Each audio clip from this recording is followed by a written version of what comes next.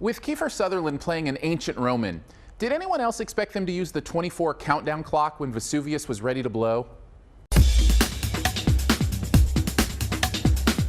Pompeii is the fictional tale of a slave-turned-gladiator whose love story with a young society lady in Pompeii is set against the true historical event of the eventual volcanic eruption that buried the city in ash for almost 2,000 years. Kiefer Sutherland joins the fun as a self-centered Roman senator set to mess up what seems to be a relationship covered in destiny. That is, if it weren't for that pesky volcano about to explode and turn everyone into ash statues for future generations to discover.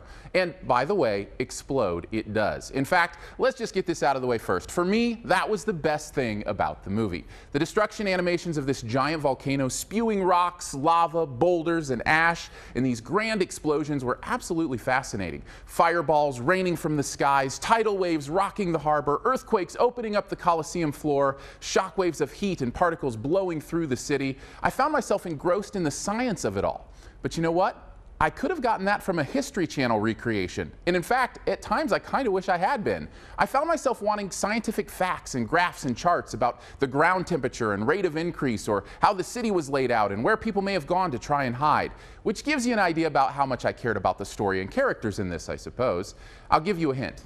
Not very much. Okay, so I get it. They tried to follow the Titanic model, right? Take a well-known historical disaster and create a love story to go along with it. The difference here is, well, just about everything else. First, the acting isn't very good. Kit Harington, who you may know as Jon Snow from Game of Thrones, is our lead and is so laconic as to not give any emotion away, while on the other end of the spectrum, Kiefer Sutherland is so over the top as the Roman senator that it made Jack Bauer look easygoing. Second, the story is completely underdeveloped. I guess we understand why our lead hates our villain, but it never really fully sells me on why our lady falls in love with him, other than maybe he's good with horses? My worst thing, though, is that strange thing the movie does with the volcano itself, seemingly ending every scene by pulling back to sweeping music to show that indeed, yes, the volcano is still there ready to erupt. We get it already. There's a volcano. We got it when you named the movie Pompeii. So when it's time to erupt, feel free to bring it back into frame, but until then, just go ahead and assume we know it's still there. I'm not sure if it's supposed to build suspense or maybe just offer some mountainous character development, but either way, it ended up just being annoying. At the end of the day, Pompeii is cheesy, poorly acted excuse to watch a giant explosion send an ancient town to shambles. If only they had found a way to make its story as interesting as its glory, I might have been able to go higher than this C-.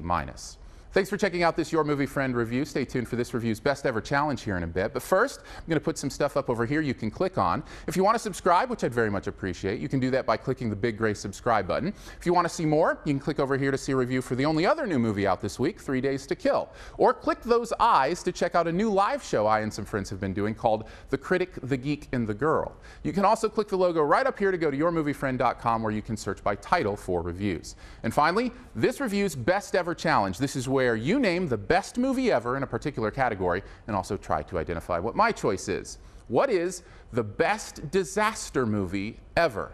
Mine included a great performance by a young Philip Seymour Hoffman. Drop your own answer and a guess at mine in the comments, and first person to guess mine does get a point. Thanks, and please subscribe.